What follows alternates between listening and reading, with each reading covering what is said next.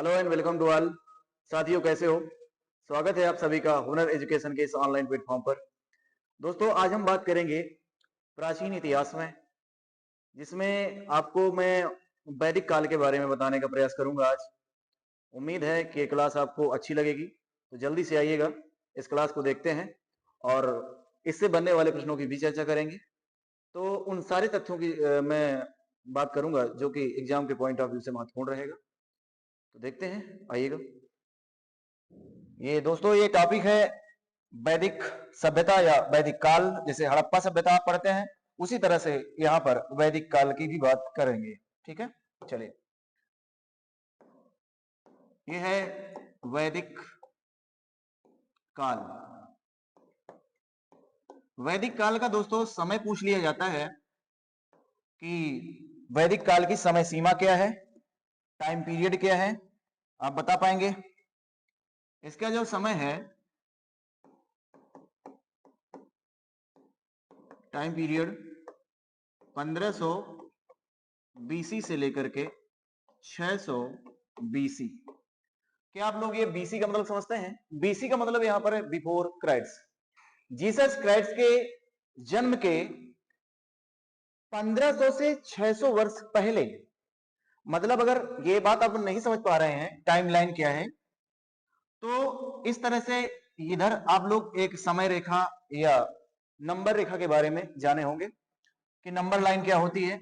बीच में जीरो है, इस तरह से आप देखेंगे तो इधर इतने भी चलेंगे तो 1 प्लस 1 में +2 डॉट डॉट डॉट डॉट ऐसे ऐसे करके अगर देखेंगे कि एक साल, पहली शताब्दी, दूसरी शताब्दी, 100 वर्ष मतलब शताब्दी होता है, एक सेंचुरी होता है। ठीक है, तो इसमें हम लोग अभी पर कहां कहां चल रहे हैं? हम लोग बोलेंगे अभी हम लोग चल रहे हैं 2026 में। दोस्तों, बात को समझना, जरा गौर करिएगा। तो यहां ना ही टाइम कभी माइनस में होता है, लेकिन नंबर में देखा जाए तो -1 -2 इस तरह से चलेगा, इस तरह से। तो यहां पर एक चीज रही होगी, कभी रहा होगा 1500 बीसी या 600 बीसी का जो टाइम पीरियड। इस बात को समझना है जरा थोड़ा सा, क्या कि यहां पर जो है कि प्रथम शताब्दी का समय था। मतलब प्रथम शताब्दी मतलब जहां से पहली शताब्दी। शताब्दी का मतलब जानते हैं? शताब्दी का मतलब क्या होता है? शताब्दी का मतलब सेंचुरी से है। शताब्दी का मतलब क्या है? सेंचुरी से, मतलब 100 वर्ष से। और 100 वर्ष का मतलब क्या होता है? एक शताब्दी होता है, एक सेंचुरी होता है। तो उसी 100 वर्षों से, जीरो से लेकर के यहां पर हम कह सकते हैं कुछ इस तरह से कि ये जीरो से लेकर के ये प्लस ये 100 वर्ष प्लस 200 वर्ष ऐसे चलेगा, तब जाकर के 200 300, फिर ये जाकर के 2026 वर्ष हुआ है जाकर के। समझ पा रहे हैं? मतलब कितनी सेंचुरी हो गई। आप ये भी कह सकते हैं कि 2000 में कितनी सेंचुरी, मतलब एक सेंचुरी मतलब 100 वर्ष, तो 2000 में कितनी सेंचुरी मतलब 20। तो 20 के बाद जब चल रहे हैं तो 20 के बाद कुछ वर्ष हैं, तो 20 सेंचुरी के बाद कितने वर्ष हैं? बोलेंगे 26। तो हम किस सेंचुरी में चल रहे हैं? बोलेंगे 21वीं सदी या 21वीं सेंचुरी में चल रहे हैं। ये बात समझ आ रहे हैं? तो यही है दोस्तों। तो जिस तरह से आप यहां पर बढ़ेंगे तो ईसा मसीह का जन्म प्रथम शताब्दी में हुआ था। बोलेंगे कौन? प्रथम शताब्दी का मतलब हुआ था, तो यहां पर जन्म किसका हुआ? बोले ईसा मसीह। ईसा मसीह का जन्म। और ये जो समय का निर्धारण किया है ग्रेगोरियन कैलेंडर, ये जो बात हो रही है, ये किसकी बात हो रही है? ग्रेगोरियन कैलेंडर की। और ये ग्रेगोरियन कैलेंडर क्या होता है? एक अंग्रेज हुए, है ना, ग्रेगोरियन कैलेंडर। और इन्हीं ने, ग्रेगोरियन साहब ने एक कैलेंडर बनाया टाइम पीरियड, समय की गणना करने के लिए, जो कि आज आप लोग देख रहे हैं। तो यह विश्व के पैमाने पर चलता है ग्रेगोरियन कैलेंडर, जो कि याद भी है। अपना जो कैलेंडर है वो हिंदू कैलेंडर माना जाता है। तो उन्हीं ने बताया कि अंग्रेजों ने समय का जो है कि गणना करना, कैलेंडर वगैरह तारीखों की इस तरह से बताया। अपने यहाँ पर वैदिक हिसाब से हिंदू कैलेंडर चलता है। तो इन लोगों ने बताया कि वो लोग क्या मानते हैं, अंग्रेज ईसा मसीह को ही अपना भगवान, ईश्वर, गॉड, परमात्मा जो भी है उन्हीं को मानते हैं। तो उन्होंने अपने परमात्मा के नाम पर ईसा मसीह के माना कि उनका जो समय था, तो उसी के समय के आगे का समय एडी एनो डोमिनी कहलाएगा, और उनके पीछे का समय बिफोर क्राइस्ट, मतलब ईसा मसीह के जन्म के पहले का समय। शायद ये बात समझ पे आ रही होगी। लेकिन कुछ विद्वानों का मानना है कि वो लोग नहीं ईसा मसीह को मानते हैं, वो लोग अन्य देवताओं को मानते हैं या ईश्वर को मानते हैं। जैसे इस्लाम में मानते हैं अल्लाह को मानते हैं, वैसे ही मतलब सिख धर्म वाले वो अपने गुरु नानक जी को मानते हैं, है ना। और इसी प्रकार से हमारे हिंदू धर्म में तो बहुत सारे देवी देवताओं को मानने वाले लोग होते हैं। तो वो लोग ईसा मसीह को ना मानने पर यहाँ पर कुछ विद्वान जो हुए, अन्य विद्वानों को मानना है कि हम लोग बीसी नहीं कह देंगे, हमको लोग इसको क्या कहेंगे कि BCE नाम देंगे। अर्थात हम क्या कह सकते हैं, BC का एक नाम, और BC अकॉर्डिंग टू अंग्रेजों के अनुसार इसे बिफोर क्राइस्ट कहा जाएगा।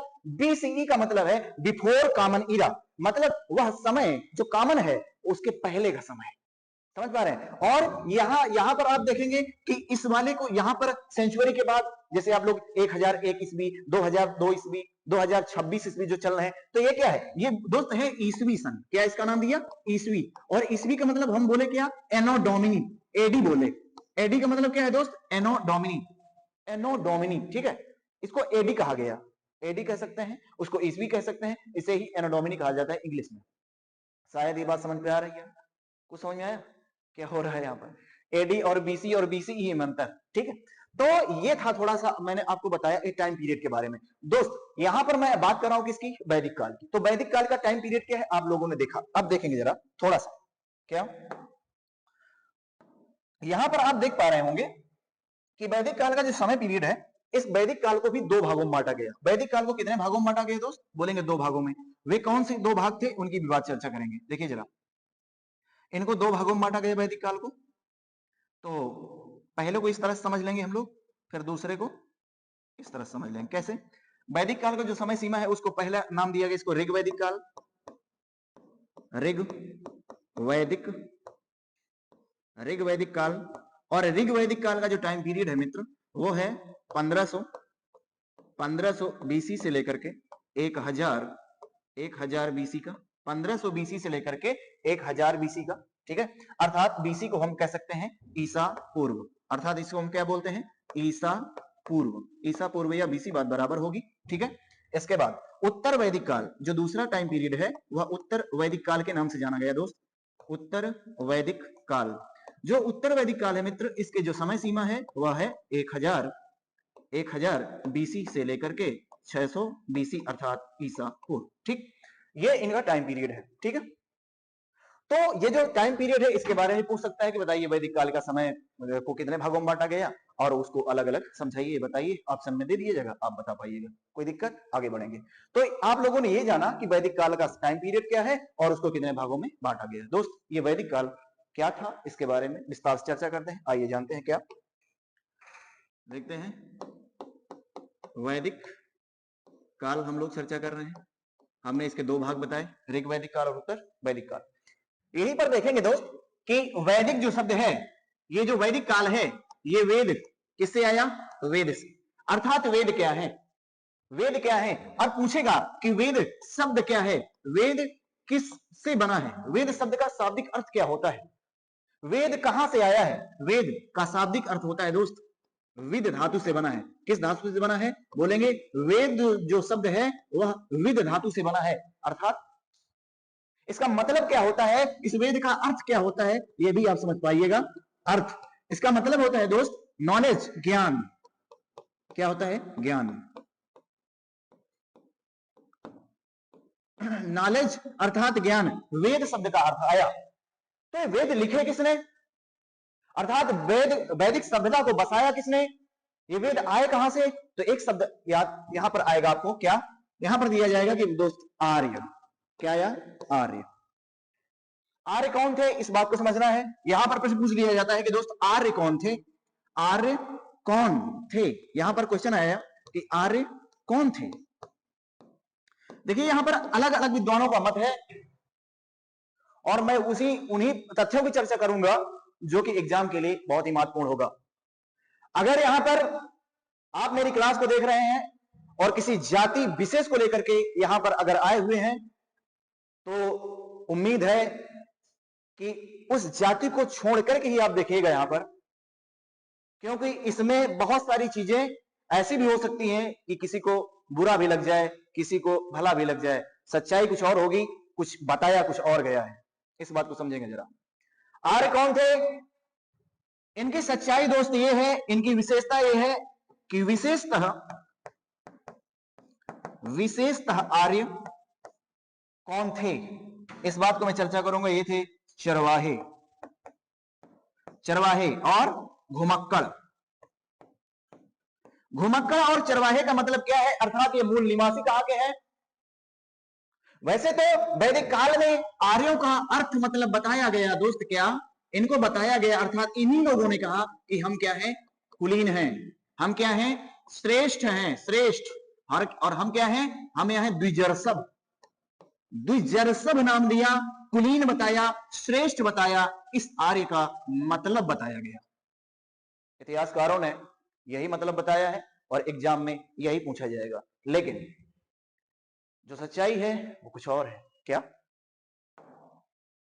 इसका सोर्स मैं बता दूं क्या, परेशान मत होइएगा। विशेषतः आर्य कौन थे, चरवाहे थे, घुमक्कड़ थे। तो आप पूछिएगा कि ये आप कैसे कह सकते हैं कि ये चरवाहे थे, घुमक्कड़ थे, अर्थात हम इसके भौगोलिक तथ्य की चर्चा करेंगे। देखिएगा जरा, तो भौगोलिक तथ्य की जब हम चर्चा करते हैं दोस्त, तो हमको क्या मिलता है, इस बात को भी देखिएगा।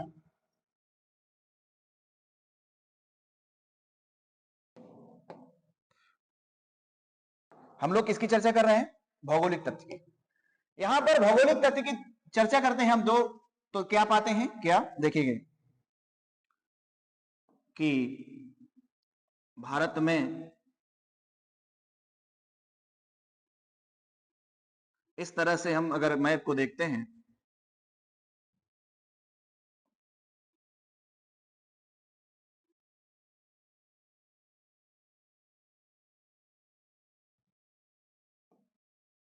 ये मैंने एक आधुनिक मैप बना दिया जैसे कि वर्तमान में दिखता है, लेकिन भारत कुछ इस तरह से उस समय नहीं हुआ करता था।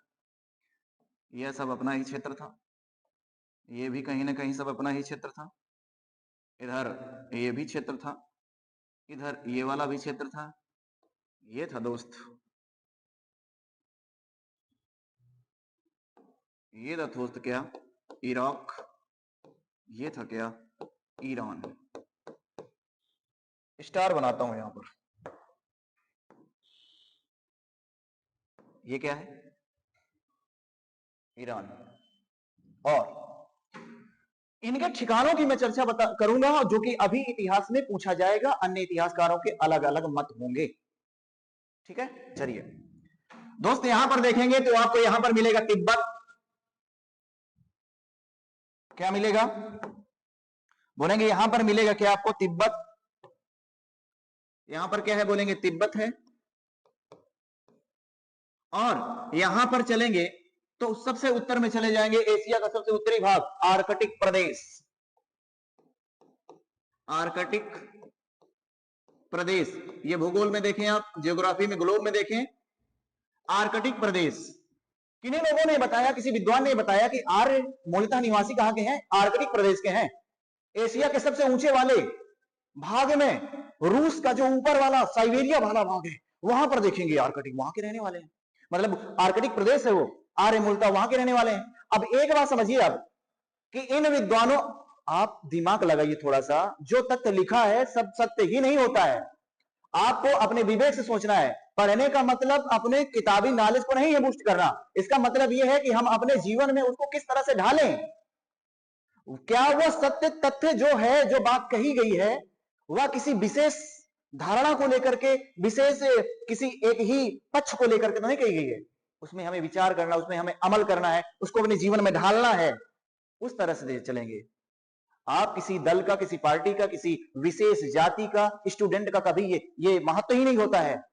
और ना ही स्टूडेंट, मैं तो कहता हूं हर एक व्यक्ति का ही होना चाहिए, ना तो किसी एक विशेष कोई उसका, फिलहाल आपको आजादी है, स्वतंत्रता है, आप कर सकते हैं, लेकिन अगर इन पक्षों को तुलनात्मक अध्ययन करने लगेंगे तो वो कहीं ना कहीं इन पक्षों में से थोड़ा बाधक साबित होगा, बजाय आप दिमाग लगाएं इस पे। कैसे, आर्कटिक प्रदेश।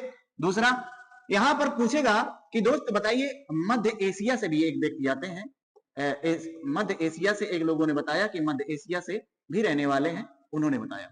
आर्कटिक प्रदेश एक विद्वान ने बताया, तिब्बत में एक लोगों ने बताया, और फिर क्या बताएंगे कि ये जर्मनी से भी बताएंगे कि कुछ लोग जर्मनी से आ रहे हैं। भाई साहब कहां से आ रहे हैं, बोलेंगे जर्मनी के प्रदेशों से, और कुछ बोलेंगे डेन्यूब नदी घाटी से, डेन्यूब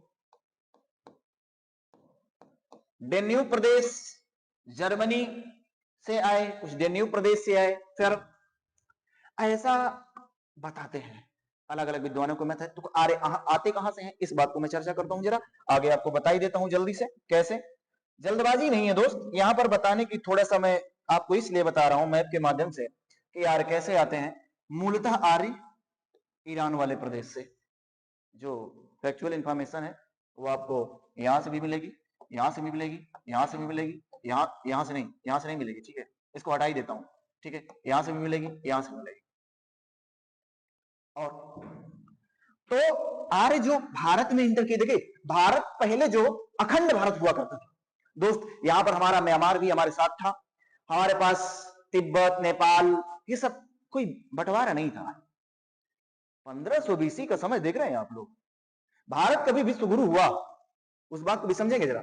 तो यहां पर दोस्त पर्वत श्रृंखलाएं हैं, ये क्या है, पर्वत श्रृंखलाएं हैं यहां पर, और वो पर्वत श्रृंखला कुछ इस तरह से फैली हुई, यहां तक कि ये म्यांमार तक और यहां तक भी जाकर के अंडमान निकोबार तक भी वो पर्वत श्रृंखला है। आप लोग पूछा जाएगा कि अंडमान निकोबार में हिमालय पर्वत की सबसे ऊंची चोटी या अंडमान निकोबार की सबसे ऊंची चोटी का नाम बताएं, तो दोस्तों वो सैंडल पीक है। और वो सैंडल पीक किसका भाग है, वो हिमालय का ही है, जो कि सागर में, वो दब गया जरूर है, समझ रहे हो आप। तो ये है, तो ये हिमालय पर्वत श्रृंखला है, तो यहीं पर दोस्त पास पाए जाते हैं, पास का मतलब क्या, दर्रा पाया जाता है। तो ये जो चरवाहे थे, जो घुमक्कड़ लोग थे, ये लोग भारत में इंटर किए दोस्त, कैसे, यहां पर एक दर्रा है, यहां पर इस दर्रे का नाम है दोस्त, क्या बोलेंगे, गोमल दर्रा मिला, और यहीं पर एक दर्रा मिलेगा दोस्त, पास मिलेगा, इसका नाम है खैबर, और इस पर्वत श्रृंखला का नाम है दोस्त क्या, हिंदुकुश पर्वत श्रृंखला। हिंदुकुश पर्वत श्रृंखला में दो दर्रे पाए गए, जिन्हीं से ये आर्य लोग, घुमक्कड़ लोग, चरवाहे लोग हमारे भारत में आकर के इंटर करे। और जब ये लोग भारत में इंटर करते हैं दोस्त, तो ये जो देश आप देख रहे हैं पाकिस्तान, ये वर्तमान का पाकिस्तान है, उस समय कोई बंटवारा नहीं हुआ करता था, वो हमारा अखंड भारत हुआ करता था। यहां तक कि मध्य एशिया, भाई चंद्रगुप्त मौर्य को आप देखते हैं कि ईरान इराक तक हमारी सरहदें फैली हुआ करती थी। चंद्रगुप्त मौर्य अशोका के समय सिकंदर जब आक्रमण करने के लिए आया, तो हमारी सरहदें कहां पर थी, ईरान इराक, यहां तक हमारी सरहदें थी भारत की, मध्य एशिया, तिब्बत, चाइना तक, चीन तक, म्यांमार तो था ही, तो बाद में अलग हुआ 1935 के अधिनियम के साथ 1937 में, ठीक है।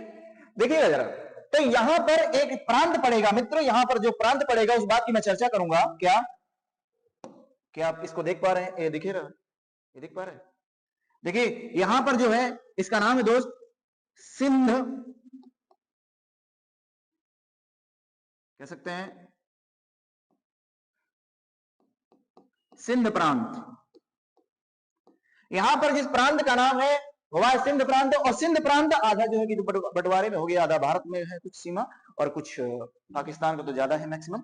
इधर आएंगे दोस्त, तो यहां पर हरियाणा का क्षेत्र पड़ेगा, इसे कहा गया ब्रह्मावर्त, ब्रह्मावर्त कहा गया।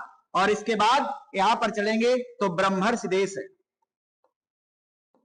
ब्रह्मर्षि देश कहा गया, और मध्य भारत में इसे मध्य देश कहा गया। दोस्त समझिएगा जरा, मध्य देश। आर्य जब भारत में इंटर किए तो क्वेश्चन कहां से आया, पूछेगा कि आर्य लोग जब भारत में आए, आप कह सकते हैं कि अलग अलग विद्वानों के मत हैं, कोई कहता तिब्बत से आया, कोई कहता आर्कटिक प्रदेश से आया, कोई कहता मध्य एशिया से आया, कोई कहता जर्मनी से आया, कोई कहता डेन्यूब नदी घाटी से आया, तो आर्य कोई कहता है कि मूल भारत के ही निवासी थे। अलग अलग विद्वानों के अलग अलग मत हैं, अलग अलग रिसर्च बता रही हैं, लेकिन एक डीएनए टेस्ट में पाया गया कि आर्य मूलतः विदेशी हैं और मध्य एशियाई लोग थे, ठीक है। अब देखिए जरा, जब ये लोग मध्य एशिया से भी मध्य देश में पहले कहां पर आते हैं, सिंध प्रांत में। दोस्त जब ये आर्य सिंध प्रांत में आए तो क्या यहां पर सिंध नाम था, जो आर्यों की जो भाषा है मित्र, यहां पर आप देखेंगे कि आर्यों की जो भाषा है, जो लैंग्वेज है, आर्य कि जो भाषा है, भाषा लैंग्वेज, वो क्या है? बोलेंगे संस्कृत। अब इसका मैं थोड़ा सा अगर भेद खोल दूंगा तो ज्यादा क्लास भी लंबी हो जाएगी और उसमें हमारा कुछ मिलने वाला नहीं है। फिर भी मैं थोड़ा सा आपको बताने का प्रयास करूंगा। आर्य भाषा के लेकर के है, क्या बोलते हैं? संस्कृत।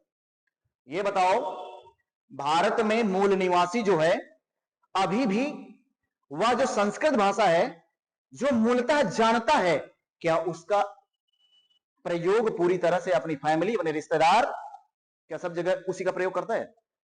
सच बताना कि जो संस्कृत भाषा है यह हमारी मूलतः भाषा होती, क्या उस समय भी कर रहे थे? क्या उस समय भी कर रहे थे? कोई ऐसा ग्रंथ मिला है जो समाज में संस्कृत भाषा में बात कर रहा हो? मतलब कोई सी बुक मिली है जिसमें संस्कृत भाषा में एनालिसिस किया गया हो, वार्तालाप की गई हो, जो लोकल लैंग्वेज, जो मतलब समाज में, हमारे समाज के द्वारा उस समय संस्कृत भाषा बोली जा रही होती? दूसरी बात, कैसे नहीं होगी? वह संस्कृत अगर कोई कहीं लिखा भी है तो वह कैसे बोली नहीं जा रही होगी? इस पर मैं सिद्ध करने का प्रयास करूंगा। जरा देखें, संस्कृत, संस्कृत दोस्त जो भाषा है, इसकी लिपि से जाना जाता है, जो स्क्रिप्ट है, जो लिखावट है। आप लोग देखते हैं कि जो हिंदी भाषा है, हिंदी भाषा जो है, हिंदी और हिंदी जो भाषा है, इसकी लिपि है, किसी भी भाषा की लिपि होती है, स्क्रिप्ट होती है, लिखावट होती है। तो हिंदी भाषा की जो लिपि है दोस्त, वह क्या है? देवनागरी है, देवनागरी। और जो देवनागरी भाषा है वह तो गुजरात से आई है। किससे आई है? गुजरात से। तो संस्कृत की लिपि क्या है? बोलेंगे इसमें तो भाई जो वेद लिखे गए हैं, जो वेद लिखे गए हैं, तो उनकी लिपि क्या है दोस्त? बोलेंगे उनकी लिपि तो दोस्त ब्राह्मी है। और ब्राह्मी कहां पर बोली जाती है दोस्त? ब्राह्मी, अरेमाइक, खरोष्ठी। ये तो लिपि भाई साहब किसकी है? बोलेंगे ये तो बौद्धों की है। किसकी है? बौद्ध। ब्राह्मी लिपि है ना? ब्राह्मी, अरेमाइक लिपि, ब्राह्मी लिपि, अरेमाइक लिपि, खरोष्ठी लिपि, ये सब कहां से आई हैं? आप लोग अशोका को देखिए, आप लोग चंद्रगुप्त मौर्य के शिलालेख देखिए, आप लोग समुद्रगुप्त के शिलालेख देखिए, वहां पर किस लिपि का, किस लिखावट का, किस स्क्रिप्ट की बात होती है। जैन ग्रंथों की बात करें, बौद्ध ग्रंथों की बात करें, उनमें से जो लिखावट, जो स्क्रिप्ट है, जिसे पढ़ा जा सका है, भाई अशोक के शिलालेखों को सबसे पहले पढ़ने का श्रेय जेम्स प्रिंसेप को जाता है। उसने ही, और वो कैसा? वो तो अंग्रेज है। किसी अंग्रेज ने हमारी भारत की लिपि को पढ़ करके बताया, और किसी भी विद्वान ने हमारे इतनी ताकत नहीं हुई कि अशोक के शिलालेखों की स्क्रिप्ट, लिखावट को पढ़ करके बता दे। अगर वास्तव में संस्कृत की होती तो संस्कृत भाषा भाषी हमारे विद्वानों को, हमारे भारत के लोगों को पता होनी चाहिए थी, लेकिन नहीं पता। सत्यता कुछ यहीं से निकल के आई, देवनागरी। अब ये जो वेद लिखे गए वो ब्राह्मी लिपि में लिखे गए, लेकिन भाषा क्या है? संस्कृत, जो कि लोकल लोगों को अभी भी नहीं आती है, अभी भी नहीं आती है। ठीक है? और यह कई विद्वानों ने बताया कि संस्कृत जो भाषा है, बोल दोस्त, ये ठगी की भाषा है। कैसी है? ठगी की भाषा है। भी याद रखो, सच्चाई हमारे समाज की यही है। आपके यहां कोई शादी विवाह, कोई अनुष्ठान होता है, पंडित जी को बुलाया जाता है, वो लोग संस्कृत में क्या उच्चारण करते हैं, क्या बताते हैं, हमारे उन लोगों को नहीं पता होता है कि हमसे ये क्या कहलवा रहे हैं, ये क्या करवा रहे हैं, इसका क्या हमारे समाज में इंपैक्ट पड़ेगा, या हमारे भविष्य में क्या इसका होने वाला है। बस ये सिर्फ पंडित जी को पता है, और उस व्यक्ति को पता है जो ये पॉजिटिविटी लेकर के करवाता है कि हमारे इनके हवन करवाने से, यज्ञ करवाने से हमारे समाज में, हमारे घर में, हमारे धंधे में, हमारे अन्यथा और भी चीजों में मतलब अच्छाई हो सकेगी। एक से एक पढ़ा लिखा समाज बस आज उन्हीं चीजों पर टिका हुआ है कि कहीं कुछ तो ऐसा होता है, लेकिन हम अभी भी मूल तथ्य की ओर चर्चा नहीं कर पाए। सिर्फ हम लोग क्या कर पाए कि हम लोगों ने एक ट्रेंड फॉलो किया कि ऐसा चला आया है और ऐसा चलता आया है, हम उसको बदलने वाले कौन होते हैं ना? हमारे पीछे तो इतने बड़े विद्वान हुए, वो नहीं बदल पाए, और करके तुम लौंडे, तुम बदल दोगे? अरे बदलने के लिए एक ही व्यक्ति काफी है दोस्त। राष्ट्रपति, प्रधानमंत्री, एक ही व्यक्ति बदलता है, एक ही व्यक्ति होता है जो उस समाज को, और राष्ट्रपति का सिग्नेचर, एक सिग्नेचर करने से पूरा कानून बदल जाता है, सब कुछ हिल जाता है। समझ रहे हो? तो वो करने की जरूरत है दोस्त। ठीक, चले आगे बढ़ेंगे। तो आर्य लोग आते हैं, देखिए जरा कहां पर पहले आए, सिंध प्रांत में। तो सिंध प्रांत में आए तो उन लोगों ने क्या रखा, इसका नाम, यहाँ की लैंग्वेज की मैं बात कर रहा था, यहाँ पर बोली जाने वाली जो भाषा थी वो कौन सी थी उस समय की।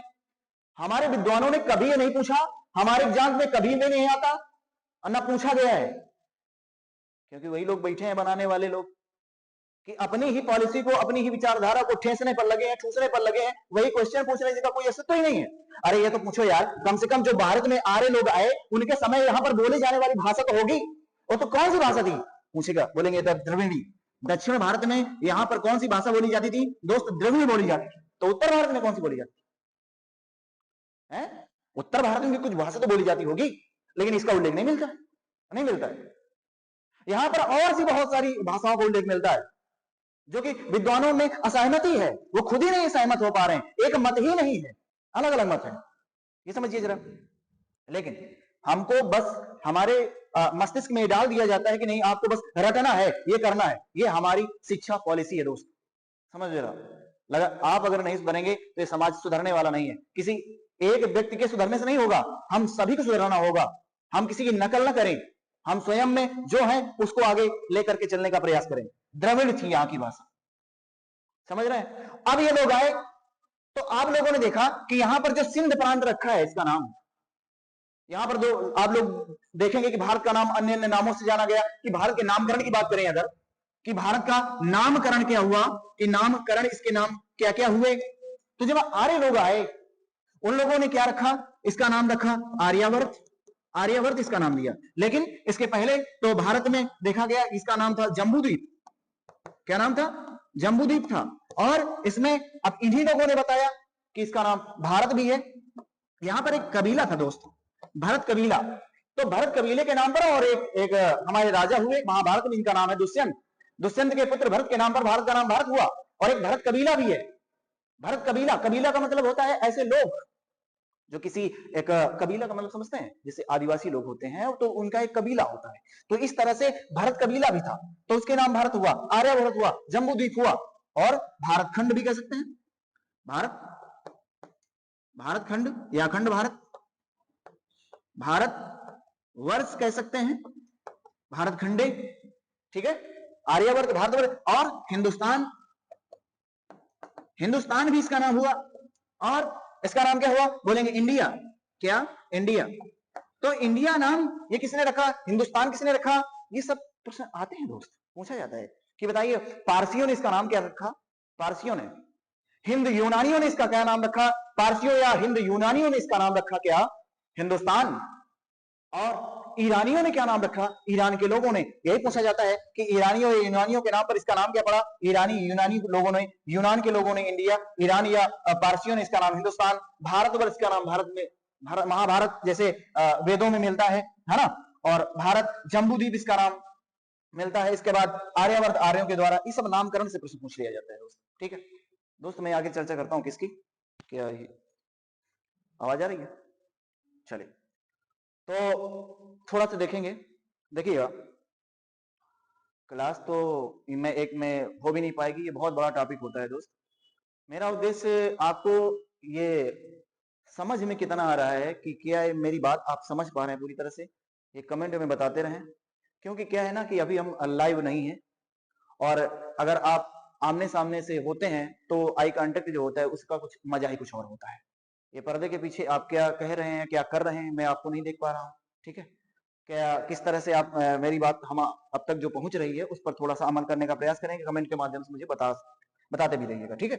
चलिएगा अब आगे हम लोग बढ़ते हैं, क्या कि आप लोग ने यहाँ पर देखा, तो यहाँ पर जब सिंध प्रांत में आए तो आर्यों ने सिंध प्रांत में जब आए तो यहाँ पर नदियों की देखा कि यहाँ पर भाई साहब नदियां हैं, और इन नदियों को, क्योंकि ये लोग चरवाहे थे, घुमक्कड़ी थे, और इन लोगों ने भारत में देखा कि यहाँ पर नदियां हैं, और नदियां जहां पर होती हैं दोस्त तो वहां पर सिंचाई के संसाधन हो जाते हैं, तो आसपास सिंचाई के संसाधन हो गए, तो यहाँ पर चारागाह भी मिलेगा, मतलब चारा वगैरह जानवरों को चराने के लिए, क्योंकि मध्य एशिया में देखिएगा आप लोग क्या कि वहां पर भेड़ पालने वाले लोग होंगे, बकरियां पालने वाले होंगे, क्योंकि शुष्क मरुस्थल पाए जाते हैं, वहां पर वनस्पतियां बहुत कम होती हैं, क्योंकि ठंडा मुल्क है ना, है ना, कैसा ठंडा मुल्क है। जो ठंडे मुल्क होते हैं तो वहां पर शुष्क और कटीले टाइप के थोड़ा सा ऐसा बर्फीले वृक्ष पाए जाते हैं, वनस्पतियां बहुत कम मात्रा में पाई जाती हैं।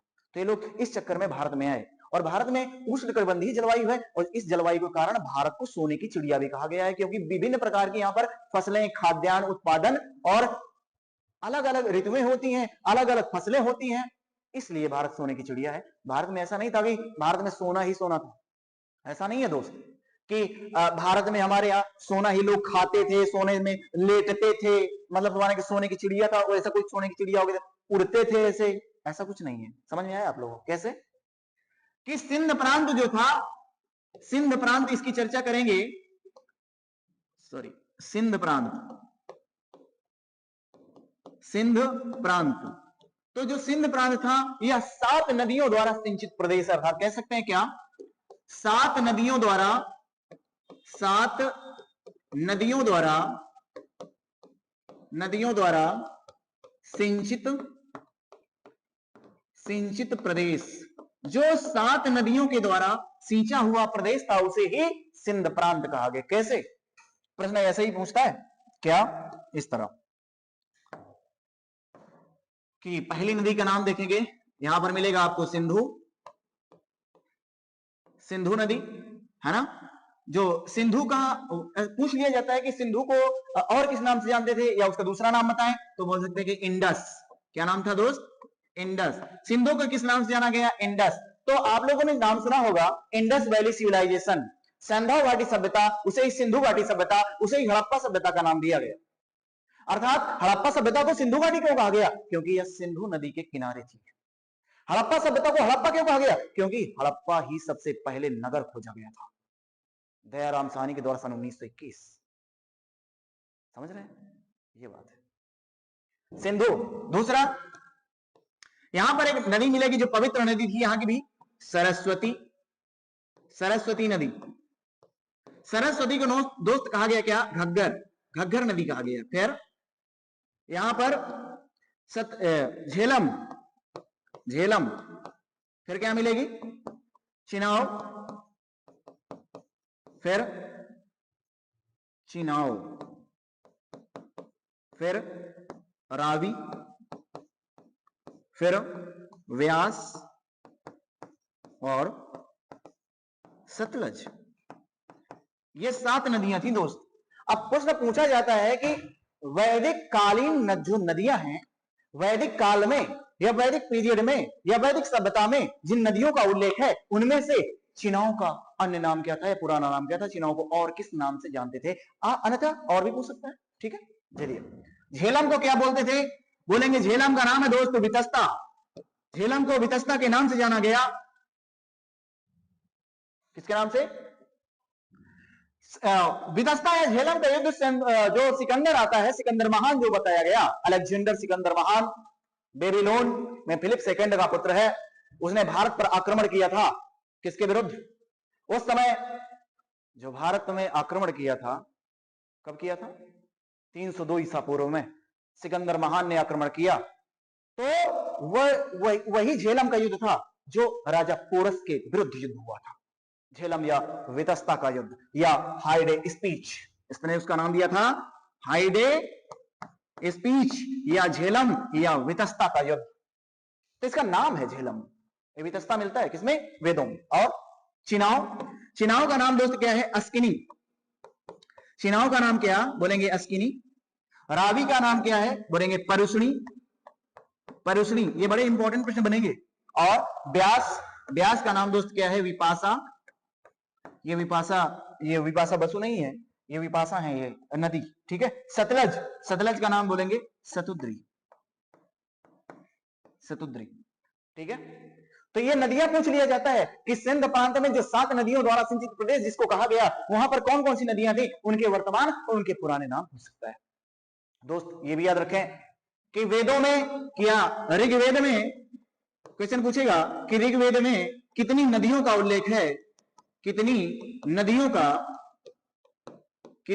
का उल्लेख है, उल्लेख कितनी नदियों के बारे में बताया गया? 25।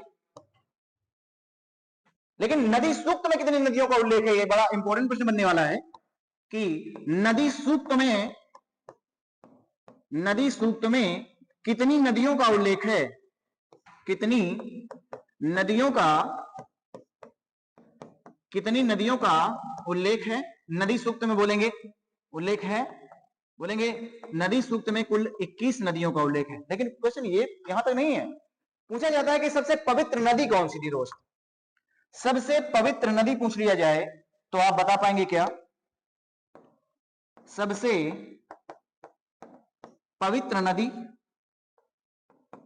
पवित्र नदी जो कौन थी? बोलेंगे सरस्वती। सरस्वती, सरस्वती को सबसे पवित्र नदी कहा गया और इसे ही सरस्वती या इसको नदीतमा कहा गया। क्या? नदीतमा, नदीतमा के नाम से जाना गया। बड़े इंपॉर्टेंट प्रश्न बनने वाले हैं, समझ पा रहे हैं आप लोग? चलिए, क्या ये बात समझ में आई आपको लोगों को? आगे बढ़े, चलिए चले थोड़ा सा देखेंगे क्या सिंध प्रांत आप लोगों ने देखा। दूसरा देखेंगे, दूसरा है ब्रह्मावर्त। ब्रह्मावर्त जो प्रदेश है मित्र, ये वर्तमान में कहां पर पाया गया?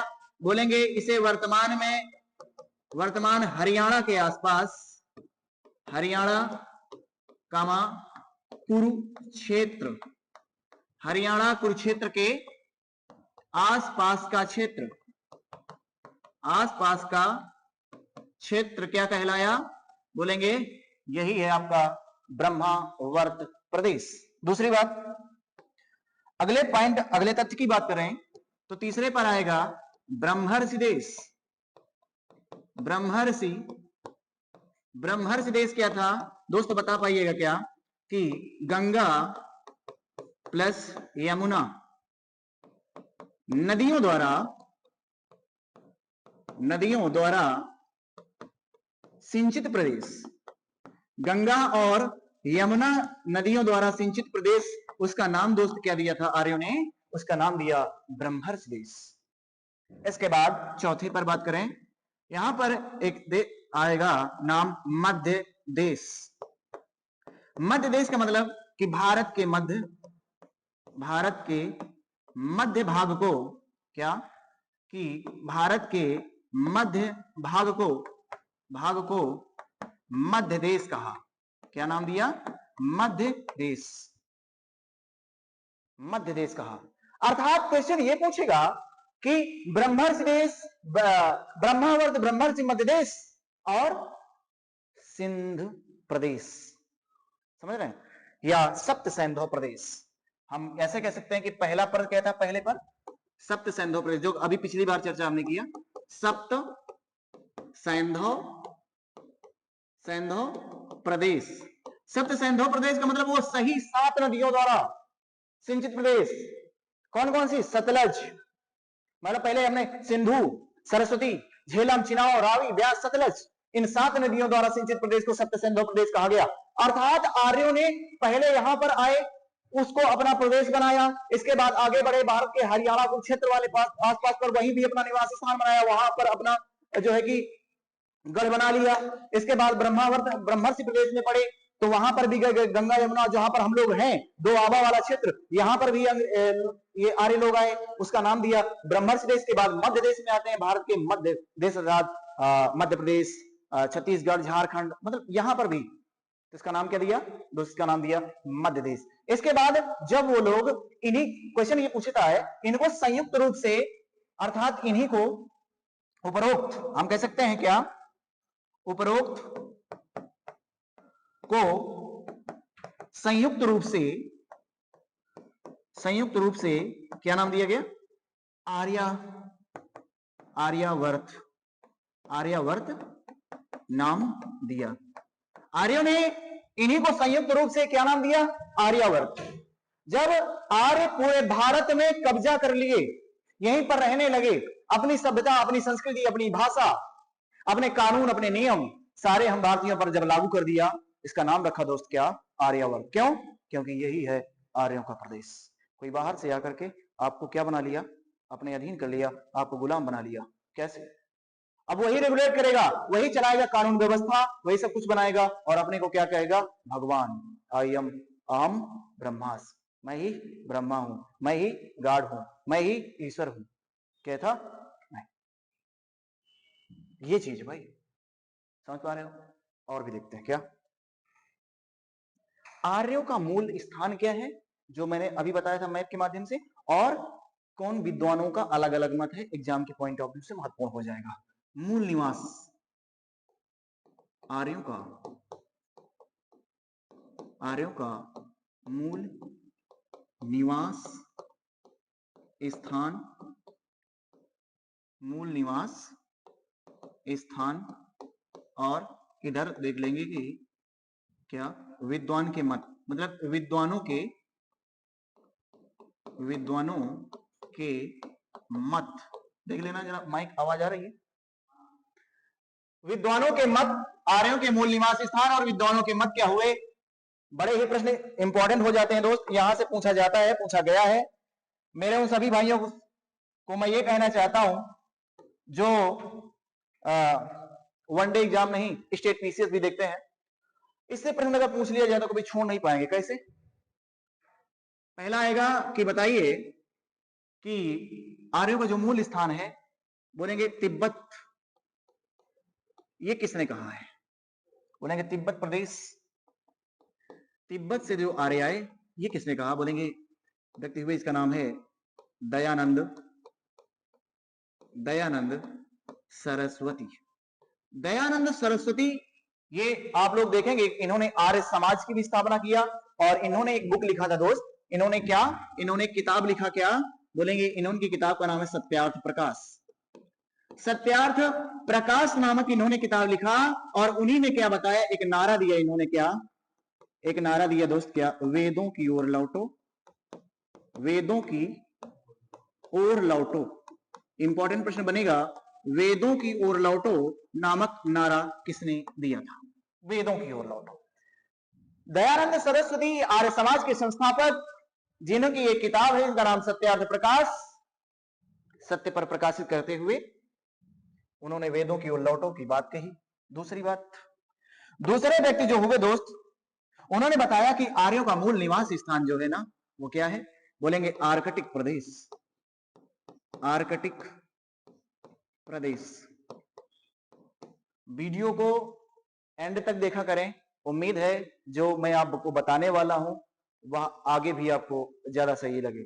इसलिए ना तो इसको भगाइएगा और ना ही इसको छोड़िएगा बीच में, लास्ट तक देखा करें, उसका डबल फायदा मिलने वाला है आपको। आर्कटिक प्रदेश का मतलब क्या है दोस्त? बाल, इन्होंने किसने कहा? बोलेंगे बाल गंगाधर तिलक। बाल गंगाधर जो तिलक हैं, इन्होंने बताया। और दोस्त इनकी बुक का नाम पूछ लिया जाता है, इन्होंने किताब कौन सी लिखा? जल्दी से क्या आप बता पाइएगा? इनकी किताब का नाम क्या है? बोलेंगे the Arctic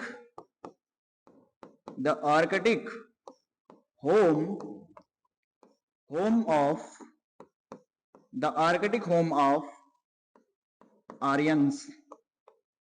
the Arctic home of Aryans नामक जो बुक लिखा है, वो बाल गंगाधर तिलक ने लिखा, और बताया कि आर्यों का मूल निवास स्थान जो है वो आर्कटिक प्रदेश है। तीसरा बोलेंगे जर्मनी प्रदेश।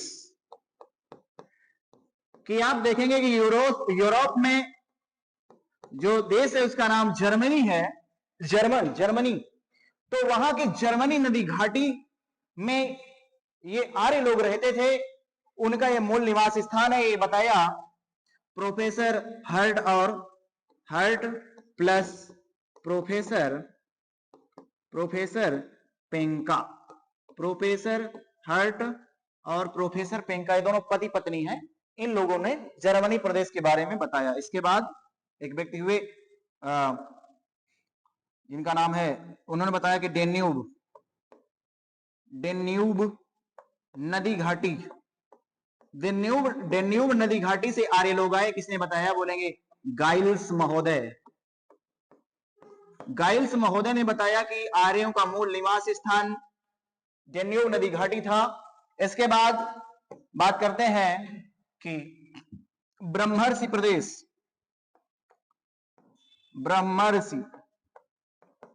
प्रदेश, ये आर्यों का मूल निवास स्थान बताया किसने? बोलेंगे गंगानाथ झा, इन्होंने ये बताया।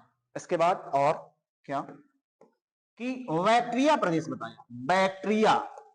और बैक्ट्रिया को दोस्त और हम नाम से जानते हैं क्या, बैक्ट्रिया को हम बोलते हैं क्या, बोलेंगे मध्य एशिया। बैक्ट्रिया को किस नाम से जानते हैं दोस्त, मध्य एशिया। और ये किसने बताया, बड़ा इंपॉर्टेंट तथ्य होगा, मैक्स मूलर। मैक्स मूलर ने बताया कि आर्यों का मूल निवास स्थान दोस्त क्या था, मध्य एशिया। पिछले स्लाइड में मैंने आपको विजुअलाइज करके क्या बताया था, मैप के माध्यम से दर्शाया था कि ये बैक्ट्रिया प्रदेश, ब्रह्मण्ड प्रदेश, डेन्यूब नदी घाटी, जर्मनी, आर्कटिक प्रदेश, तिब्बत, इन लोगों ने बताया है कि आर्यों का मूल निवास स्थान क्या था, ये इस तरह से आए हैं। क्या बात समझ में आई है? तो चलिए दोस्त थोड़ी सी बात और करेंगे, ये क्लास शायद बड़ी भी हो रही होगी, इसलिए थोड़ा सा आप बर्दाश्त करेंगे, मुझे थोड़ा सा बताने का प्रयास करता हूं। क्या यहां पर दोस्त पूछा जाता है कि वेद कितने हैं, क्या वेद। अब जब वेद की बात करता है मेरे उन सभी मित्रों को मैं बताना चाहूंगा जो अभी बिल्कुल नई क्लास है, तो उनको ऐसा लगेगा कि ये क्या पढ़ा रहे हो यार, ये कभी पूछा भी जाएगा दोस्त, क्या पूछा जाएगा क्या नहीं पूछा जाएगा, लेकिन नॉलेज भी एक बड़ी बात होती है। और ऐसा नहीं है कि पूछा नहीं जाएगा, अगर पूछ ही लिया जाए और सिर्फ तुम एग्जाम के लिए ही पढ़ रहे हो, उसका जीवन में आपके कोई उद्देश्य नहीं है इससे समझने का, तो फिर किसी समाज को अटेंड करने में, कोई डिबेट करने में पीछे हो, है ना। तो इसलिए उसको आगे बढ़ाने का प्रयास करता हूं। ऐसा नहीं है दोस्त, पूछा जाता है।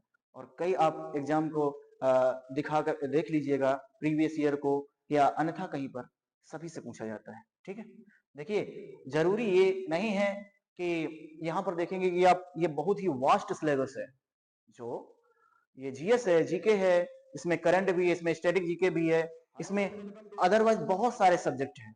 तो इन सभी को भी आपको क्या हुआ, इन सभी को भी आपको देखते हुए चलना है। इसलिए मैं ये कहता हूं कि थोड़ा इसमें ज्यादा भी समय लगता है और नंबर भी कम आता है। भूलने की जो ये आपकी कमियां हैं, जो भूलते हैं, कहते हैं ना जीएस पढ़ते हैं हमें याद नहीं होती है, तो याद करने का दोस्त ऐसा नहीं है कि कोई एक सूत्र है या कोई दवा आती है कि आपको खिला दिया जाएगा, या आप बादाम खाएंगे, या आप कुछ ऐसा चीजें खाएंगे या पिएंगे या कुछ तो हो जाएगा। ऐसा कुछ नहीं होने वाला है दोस्त। जब तक आप में आग नहीं लगेगी, जब रॉकेट को आग लगती है तब वो आगे भगता है, और ऐसे ही जब आप में आग लगे, ऐसा अब ऐसा मत कर देना कौन है कि आग पीछे से लगा दो कि उड़ने लगे, ऐसा भी मत करिएगा। आग का मतलब है वो मोटिवेशन जो आपको आपके लक्ष्य के लिए प्रेरित करे, उसके लिए मैं बात कर रहा हूं, समझ रहे हैं ये बात। तो बोर मत होइएगा, थोड़ा सा ऐसा पढ़िए कि जिस टॉपिक को आप पढ़ें पहले उसको डिटेल में आपने पढ़ा। सपोज दैट कि आपने इस वीडियो को देखा, इसके बाद आपने थोड़ा सा फैक्चुअल इंफॉर्मेशन ली, इसके बाद आपने एमसीक्यूज वगैरह देखे, और इसके बाद देखने के बाद आप लोग रफ कॉपी उठा करके बैठ गए और पूछे कि भाई साहब मैंने क्या पढ़ा हुआ है, उसको एनालाइज किए, इसके बाद कहां पर मुझसे छूट हो रही है उस बात को भी देखे, इसके बाद फिर से एमसीक्यूज किए, उसमें कितना मैं कर पा रहा हूं और मैं किस किस पॉइंट पर नहीं कर पा रहा हूं, उस पर प्रयास करेंगे, उस पर फोकस करने का प्रयास करें। ठीक है, यही पढ़ने का तरीका होता है। और आंखें बंद करके थोड़ा मनन करने का प्रयास करें कि जो भी मैंने पढ़ा हुआ है क्या मुझको वो मैं रिकॉल कर पा रहा हूं कि नहीं कर पा रहा हूं। यही दोस्ती स्ट्रेटेजी है, और कोई ऐसा नहीं है कि कोई ब्रह्मास्त्र है, कोई मंत्र है, कोई ऐसी दवा है, ऐसा कुछ नहीं है। समझ पा रहे हैं आप लोग? ठीक है, तो आगे बढ़ेंगे हम लोग। क्या कि मैं आपको बता रहा था, क्या दोस्त बोलेंगे वेद। तो वेद दोस्त कितने प्रकार के हैं, तो मैं बता रहा था कि वेद यहां पर 4 प्रकार के हैं, 4 वेद हैं। वेदों की संख्या पूछ लिया जाएगा दोस्त, बोलेंगे वेदों की संख्या मित्र 4 है। 4 है। कौन बोलेंगे? सबसे पुराना वेद है, इसका नाम है ऋग्वेद। ऋग्वेद। और ऋग्वेद ये पूछता है कि सबसे सबसे प्राचीनतम वेद है, प्राचीनतम वेद है। सबसे जो पुराना वेद है मित्र, वो सबसे ऋग्वेद है पुराना, और दूसरा है आया क्या, यजुर्वेद। यजुर्वेद। और इसके बाद तीसरा क्या है, बोलेंगे सामवेद, सामवेद। और चौथा अथर्ववेद, अथर्ववेद। दोस्त इसी को हम बोलते हैं नवीनतम वेद, नवीनतम वेद। अर्थात नवीनतम वेद है, यह सबसे नया वेद है। दोस्त यहीं तक नहीं, पूछा क्या जाता है, इस बात को समझेंगे जरा। यहां पर पूछेगा क्या, उस बात की बात करेंगे। यहां पर पूछेगा कि बताइए वेद त्रयी किसे कहा जाता है, वेद त्रयी किसे कहते हैं। इंपॉर्टेंट प्रश्न बन गया क्या, वेद त्रयी। यहां से देखें जरा, वेद त्रयी किसे कहते हैं। वेद त्रयी ये है, कह दोगे ये तो त्रिकोण है, नहीं, ये तीन वेदों का समूह है, ऋग्वेद, सामवेद, सामवेद और यजुर्वेद। ऋग्वेद, सामवेद और यजुर्वेद, इन्हें ही दोस्त क्या कहा जाता है, बोलेंगे यही है दोस्त क्या, वेद त्रयी। अर्थात तीन वेदों का संग्रह क्या कहलाता है, वेद त्रयी कहलाता है। यह पूरा प्रश्न इंपॉर्टेंट हो जाता है। फिर वेद त्रयी हो गया। क्वेश्चन पूछता है दोस्त, इसमें सामवेद में किन चीजों का वर्णन है, बोलेंगे इसमें काव्य, काव्य प्लस गेय मंत्रों का संग्रह है, काव्य प्लस गेय मंत्रों का संग्रह संग्रह है। और यहीं पर गायन का, गायन और वादन, जो भी आप लोग देखते हैं गाना बना बजाना, सांस्कृतिक कार्यक्रम कह सकते हैं, रंगारंग कार्यक्रम या सांस्कृतिक कार्यक्रम जो होते हैं, जो काव्य होता है, जो कविताएं हैं, तो वो सब किसमें मिलता है, गेय मंत्र हैं, गाए जाने वाले मंत्रों का संग्रह है सामवेद। समझ पा रहे हैं। दूसरा अथर्ववेद में इसमें किसका वर्णन है, बोलेंगे इसमें दोस्त बताया गया क्या, जादू टोना, जादू टोना बाबू सोना, ये जादू टोना, और क्या विवाह, विवाह और अनुष्ठान, विवाह अनुष्ठान, तंत्र मंत्र, तंत्र मंत्र, वशीकरण, वशीकरण, प्यार मोहब्बत, सब इसी में है। समझ रहे हो, ये है। यह क्या है, लौकिक। दूसरा यजुर्वेद, यह गद्य प्लस पद्य, मतलब यहां पर गद्य प्लस पद्य, इसको गद्य और पद्य दोनों में लिखा गया है, ठीक। और यहां पर इसको सिर्फ गद्य में लिखा गया है, ठीक है। सबसे प्राचीनतम वेद है। तो इस तरह से दोस्त आपको ये भी बड़ा इंपॉर्टेंट हो जाता है। इसमें कई प्रश्न मैंने आपको बता दिए, उम्मीद है समझ में आया होगा। अगली बात थोड़ी सी करते हैं क्या दोस्त, यहां पर आपसे पूछ सकता है क्या, बोलेंगे ऋग्वेद के बारे में बताओ, ऐसे पूछेगा, नहीं, आपसे ऐसे नहीं पूछेगा, बड़े प्यार से पूछेगा। और वो प्यार की भाषा आप तो जानते ही है, मान लो कैसे, ऐसे। क्या ये कलर समझ में आ रहा है, देखिए जरा, ये कलर समझ में आ रहा है, देखो जरा उधर से, ये कलर समझ में आ रहा है, ये मस्त हो महाराज, हेलो, ये कलर समझ में आ रहा है, वहां देखो। अच्छा, तो अब देखिएगा कि क्या पूछेगा, बोलेंगे बताइए ऋग्वेद क्या है। ऋग्वेद तो आपको तो पता है कि सबसे प्राचीनतम वेद है, लेकिन यहां पर पूछेगा कि ऋग्वेद में किन किन चीजों का बात की गई है, बोलेंगे कितने अध्याय हैं, है ना, कितने, बोलेंगे सूक्त कितने हैं, बोलेंगे सूक्त, बोलेंगे 1028, कभी कभी पर 1000, ऐसे समझे कि इसमें 1027 या 1028 सूक्त का वर्णन किया गया है, ये बात समझ लीजिए। कभी कभी पूछ लिया जाता है। अब ऑप्शन में जो दिएगा आप कर पाएंगे, ठीक। आप पूछेगा कितने अष्टक कितने हैं, अष्टक, अष्टक बोलेंगे 8 अष्टक हैं। बोलेगा मंत्र कितने हैं, मंत्र बोलेंगे 10,580 मंत्र हैं। लेकिन मंत्र दोहराए गए मंत्र, दोहराए गए मंत्र, दोहराए गए मंत्र, इसी में कई ऐसे मंत्र हैं, 118 मंत्र जो है दोहराए गए हैं। तो बोलेगा मूल मंत्र कितने हैं, मूल मंत्र, मतलब दोहराए हटा दो तो फिर मूल मंत्र कितने बचेंगे? बोलेंगे 10,580 में ये जो 118 दोस्त लिखे हो ना, इन्हीं को क्या कर दो? घटा दो। तो आपके क्या लिखा रहेगा? जो दोहराए गए हैं वो हट जाएंगे, तो मूल मंत्र निकल आएंगे। बोलेंगे 10 में 8 गए 2, 7 में 1 गया 6, 5 में 1 गया 4 और 0 और 1। बोलेंगे कितना? 10,462। यही क्या है दोस्त? बोलेंगे यही दोस्त मूल मंत्र है। समझ आया? बोलेंगे शाखाएं कितनी है मित्र? शाखाएं तो आप बता पाइएगा कि शाखाओं की यदि मैं बात करूं, क्या शाखाएं, इसकी ब्रांचेस कितनी हैं? शाखाएं कितनी हैं? बोलेंगे अलग अलग शाखाएं हैं, है ना? किसके अनुसार? पतंजलि ने बताया। यहां पर क्या बताया? पतंजलि एक व्यक्ति हुए, पतंजलि। पतंजलि बहुत बड़ी ऋषि हुए, इनके अनुसार 21 शाखाएं इन्होंने बताया है। एक व्यक्ति हुए क्या? चरणव्यूह। चरणव्यूह, चरणव्यूह के अनुसार कितनी शाखाएं? बोलेंगे 5। कौन कौन सी? बोलेंगे साकल, बड़ा इंपॉर्टेंट प्रश्न है। साकल, वास्कल, वास्कल, संखलायन, साकल, वास्कल, संखलायन, पहले देखेंगे अश्वलायन, अश्वलायन, फिर है संखलायन, संख्यलायन और मांडुकायन। मांडुकायन, ये हमारे उन मित्रों को थोड़ा सा कठिनाई हो रही होगी, क्योंकि ये सब क्या है भाई साहब? ये कब पूछा जाएगा?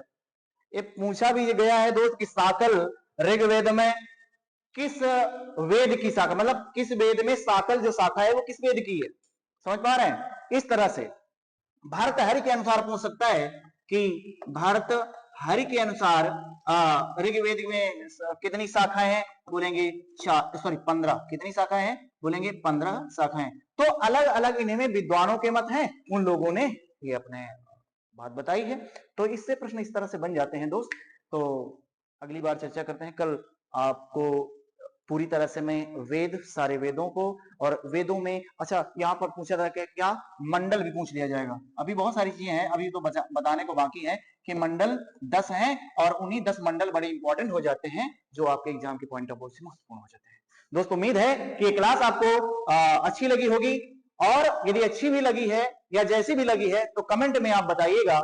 नेक्स्ट क्लास में आपको मिलता हूं, ऋग्वेद और उसके अन्य वेदों के साथ विस्तार में बातचीत होगी और महत्वपूर्ण प्रश्नों की चर्चा भी करेंगे। थैंक यू, धन्यवाद।